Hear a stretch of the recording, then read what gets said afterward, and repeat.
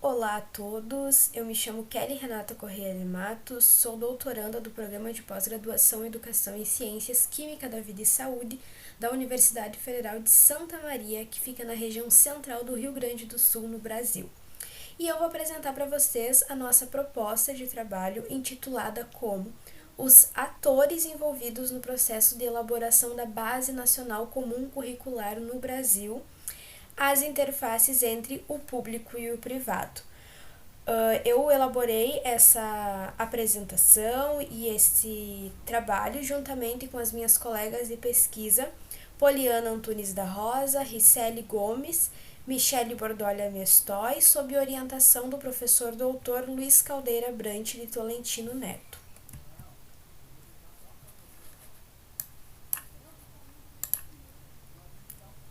Como forma de contextualização do nosso trabalho, nós abordamos e falamos um pouco a respeito do neoliberalismo e do capitalismo que vem adentrando a educação brasileira, né? A educação global como um todo, mas nós estamos falando num contexto nacional e nós percebemos essas influências do neoliberalismo sobre as políticas públicas educacionais. E quem são esses atores, né? Esses atores que estão atuando nas políticas públicas educacionais são majoritariamente do setor empresarial, sem anular a influência também dos organismos internacionais, né, que vem ditando uma determinada agenda global e os rumos que a educação deve tomar no mundo, e não seria diferente aqui no Brasil.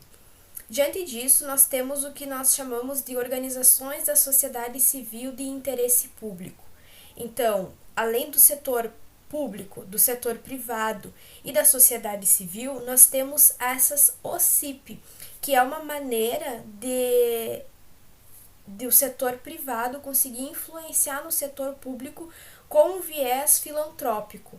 Né? Então, essas organizações são, por exemplo, nós temos a educação. Todo mundo deseja uma educação de qualidade, né? Então, o setor privado vai e promove ações, congressos, seminários, faz pacotes, faz ações para que se melhore a educação, né? Então, aí nós temos também o que nós chamamos recentemente de nova filantropia, né, que é uma filantropia disfarçada, né, porque esses atores privados, eles têm interesses muito bem definidos, eles sabem o que eles querem alcançar na educação e também o quanto eles vão lucrar com isso, né, qual retorno eles terão e qual discurso, qual narrativa eles vão estar difundindo no contexto educacional também, e isso é muito proveitoso para esse contexto neoliberal, né, e que nós vivemos. Diante disso, no contexto nacional, nós temos a Base Nacional Comum Curricular, que vem unificando o currículo em todo o território nacional, certo? A partir da Base Nacional Comum Curricular, se tem outros currículos, sim, no quesito regional e municipal, para que se tenha, né, em tese, essa adequação às especificidades que um estado vai ter ou que um município vai ter. Contudo, a base é a base, né? E esse é o slogan utilizado por eles também. A base nacional, então, ela foi construída com muita polêmica ao redor, porque, primeiramente, quais atores trabalharam para que ela fosse possível, né, para que ela chegasse à sua versão final, e também ao longo das versões, né, ela teve um total de 5 versões e houve sim uma consulta pública, porém pouco se sabe a respeito das contribuições feitas pelas pessoas, né? Essa consulta pública ficou disponível por um período, se fala em muitas milhões de contribuições, mas nada se fala a respeito de o quanto essas contribuições feitas por professores, né, instituições assim escolares, o que elas agregaram ao documento no final. Então, o que se percebe desse contexto é que o cenário político vivenciado influenciou muito a equipe, né, de especialistas elencadas para trabalhar no que seria a base nacional também foi o que prevaleceu, né? E dentre esses especialistas nós temos muitas pessoas do setor privado, né, ditando ali quais conhecimentos deveriam compor a base nacional em detrimento de tantos outros conhecimentos que não fazem parte da base.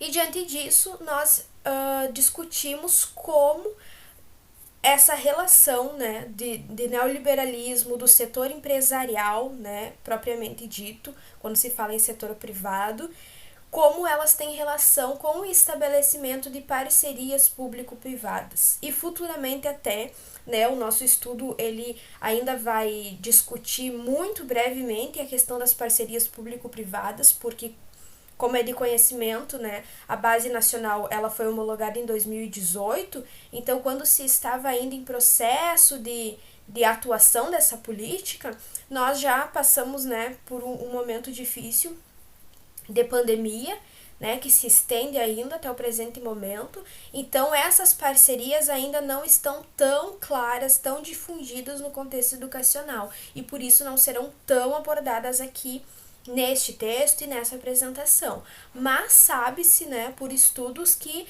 as parcerias público-privadas elas são o prelúdio de uma possível privatização e por isso a importância de discutir essa temática. Como metodologia, então, falando que bem brevemente que a nossa pesquisa ela é de caráter qualitativo, né? Nós utilizamos análise documental de referenciais, né, de pessoas que têm trabalhado principalmente com o quesito de etnografia de redes, que é uma metodologia em que nós conseguimos fazer um apanhado geral e conseguimos observar quais são os principais atores envolvidos nessa rede, né? Nós já não temos uma hierarquização, nós temos o que se chama, a Avelar vai chamar de heterarquia, porque o poder ele não vem, né, na vertical, na verdade ele se estende como uma rede. Então, tudo influencia tudo e muitas pessoas influenciam uma única coisa, como foi no caso a educação ou a BNCC, né, propriamente dita. O ciclo de políticas de Steven Ball também vai nos ajudar a compreender esses contextos, né? Porque quando se fala em política, nós não podemos excluir os contextos que ele nos traz, que é o contexto de influência, o contexto da produção do texto e o contexto da prática, né? Então, o ciclo ele vai nos ajudar a tecer algumas discussões a respeito dessas redes que se formam em torno da BNCC. Na análise e discussão, nós optamos por apresentar alguns dos principais influentes dessa rede, então. E nós não poderíamos deixar de destacar que a Undime, que é a União Nacional dos Dirigentes Municipais de Educação, e a CONSED, que é o Conselho Nacional de Secretários da Educação, eles estão como um dos principais aliados destes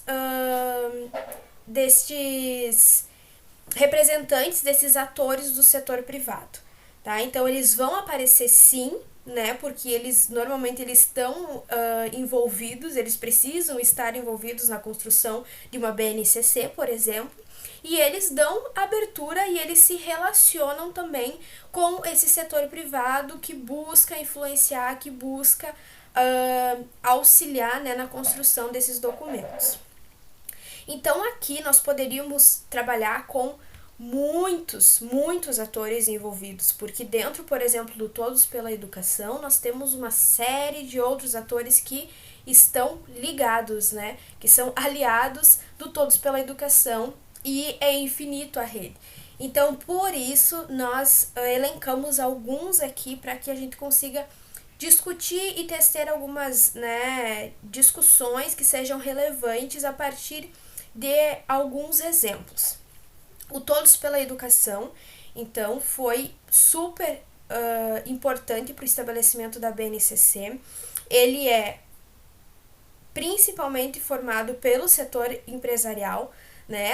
A gente se questiona, nós nos questionamos todos pela educação. Quem é esse todos? Esse todo é o setor privado, 98%.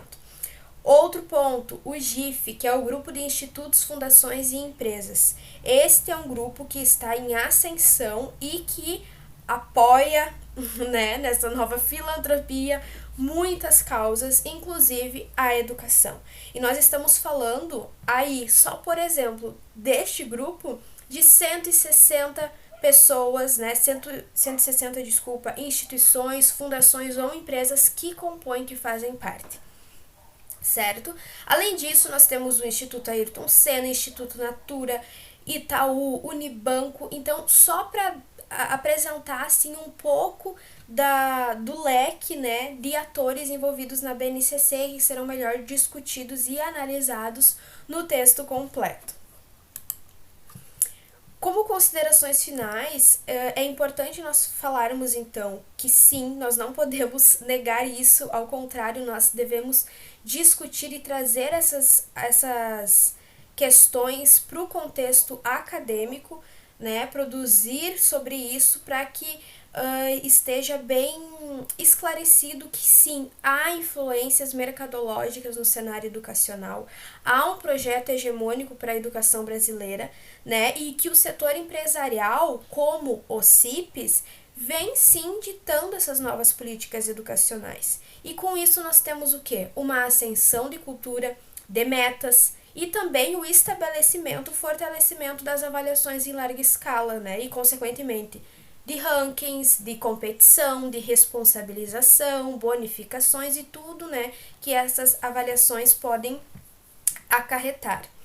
Além disso, né, o que eu adiantei no início da apresentação, o papel, né, super crítico de se falar, que é de que as parcerias público-privadas elas podem sim ser o caminho ou o início para uma privatização. Né? E nós que defendemos uma educação pública e de qualidade, né? Então é nesse viés que nós trazemos e levantamos essa discussão nesse evento. Eu agradeço a todo mundo que assistiu a apresentação aqui. Muito obrigada pela atenção.